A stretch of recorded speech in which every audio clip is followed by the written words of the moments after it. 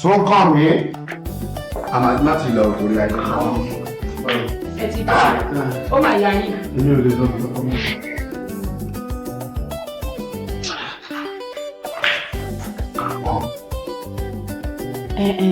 Ṣé kò sí nǹkan kan àbẹ́yìn àti wọ́n ń jà ni? Kí ni mo sọ fún ẹ kó ṣẹlẹ̀? Gbogbo ìgbà kan náà ni inú ìyẹn ń dùn. Ẹ má bínú o. Bẹ́yìn ṣiṣẹ́ ńgbà tẹ́ wọlé mo kí yín ẹ̀ lè lanu dáhùn. Àwọn náà tún fi kọ́kọ́rọ́ rẹ̀ lọ́dá àwọn òbí lọ́dún kan náà wọ́n lọ́dún dáhùn. Mo ló jẹ́ kí n béèrè o. Ó dá mi láàmú ọmọbìnrin. Kí ló dé?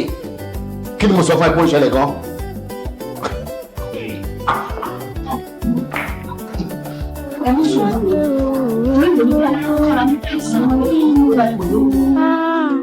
Ọba ni ní ń gbá mi sí Iso Inu Eku omi kún lọ mọ́ta o.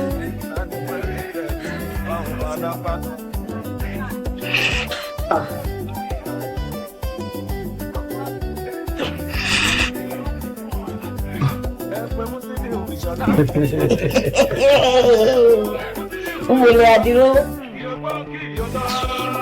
Kí ló tiẹ̀ máa ń sẹ̀yìn ìyàmá?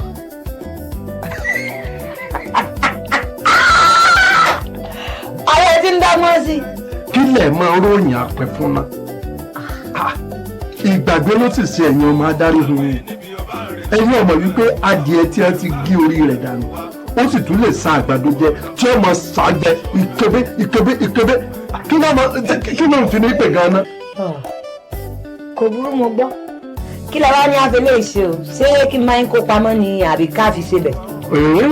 O ṣẹ̀ṣẹ̀ ń sọ̀rọ̀ ẹni tó ní làákàyè ní wàísá. Sórí ọwọ́ rẹ̀ ọ lọ sọ́jà.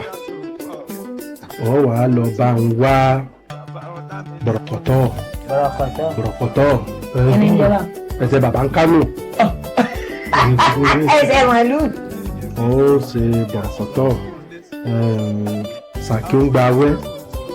Àbúrọ̀dì tó yíyọ ní ìsìn. Kò wúrò àti gbọ́.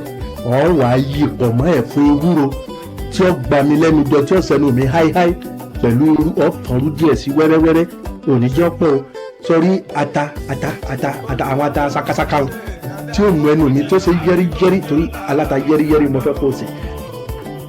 Mo fẹ́ kẹ́mi ìlú dùn tí mo fẹ́ jẹun gbà kò tó léyìn wọ mọ́tò.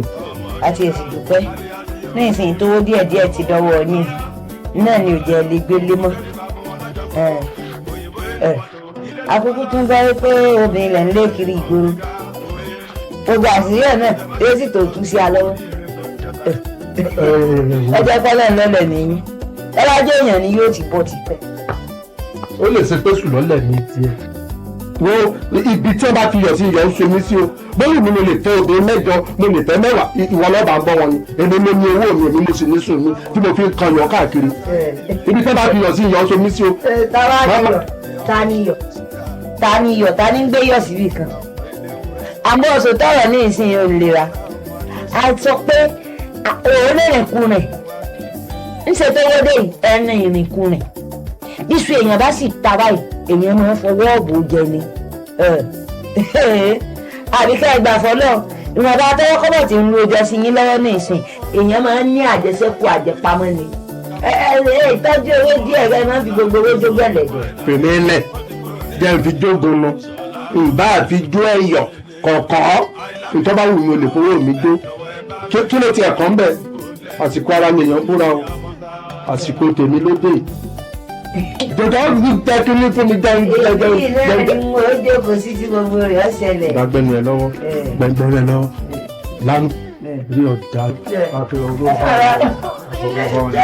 Ọwọ́ tí èrè ọwọ́ bí ọba wúlò. Láti sún báyìí láti ó ti kúrò ní ìtàdíjọ́ ìṣọ̀lá tó ń dé mọ́ ṣẹlẹ̀ o. Àyìnlá mi Joshua o ẹ jọ̀wọ́ ẹ bá mi dà tó bólẹ̀ àlùjọ ní kí á mọ́ sá. Báyìí bá ti ń yé ìṣọ̀lá ká máa bá wọn yín. Ọ̀pọ̀n àpá láti sún báyìí láti ó ti kúrò ní ìtàdíjọ́ ìṣọ̀lá tó ń dé mọ́ ṣẹlẹ̀ o. Àyìnlá mi Joshua o ẹ jọ̀wọ́ ẹ bá mi dà tó bólẹ̀ àlùjọ ní kí á mọ́ sá. báyìí bá ti ń lé ìṣọ̀lá ká máa káwọn yí ọ̀pọ̀ àgbà láti tún báyìí lálẹ́ ó ti kúrò ní àtijọ́ ìṣọ̀lá tún dé mọ́ sílé àìlámi Joshua ó ẹ jọ̀wọ́ ẹ